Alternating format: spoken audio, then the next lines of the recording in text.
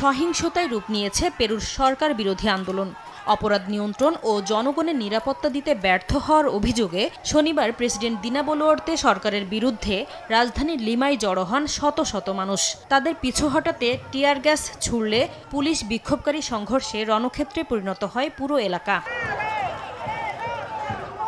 জেনজিদের সংগঠন generation Z March এ বিক্ষোভে নেতৃত্ব দেয়। অর্থনৈতিক সংকট সমাধান না করে সাম্প্রতিক আন্দোলন দমনে বল প্রয়োগের চেষ্টা করায় সরকারের কঠোর সমালোচনা করেন তারা। আমরা তরুণরা এমনকি বয়স্করাও এখানে এসেছি নিরাপত্তাহীনতা, অপরাধ আর চুক্তিভিত্তিক খুনের বিরুদ্ধে প্রতিবাদ জানাতে, কিন্তু সরকার আমাদের কথা না শুনে উল্টো পুলিশ দিয়ে দমন পীড়ন চালাচ্ছে। অভিবাসন বিরোধী বিক্ষোভে উত্তাল নেদারল্যান্ডস।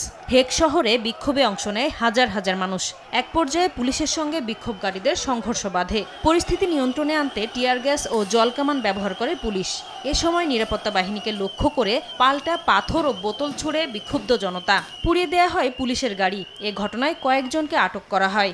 আইনশৃঙ্খলা বাহিনীর ওপর হামলার নিন্দা জানিয়ে বিক্ষোভকারীদের এমন আচরণ কোনোভাবেই মেনে নেওয়া হবে না বলে হুঁশিয়ারি দিয়েছেন দেশটির প্রধানমন্ত্রী। জলবায়ু সপ্তাহের আগে যুক্তরাষ্ট্রের নিউ ইয়র্কে বিক্ষোভ করেছেন দেশটির বাসিন্দারা। পার্ক অ্যাভিনিউতে জড়ো হয়ে বড় বড় আর্থিক প্রতিষ্ঠান জলবায়ু সংকট ও যুদ্ধের নামে মোটা অঙ্কের মুনাফা হাতিয়ে নিচ্ছে বলে অভিযোগ করেন অংশগ্রহণকারীরা। এদিকে ফিলিপিন্সেও চলছে দুর্নীতি বিরোধী বিক্ষোভ সমাবেশ।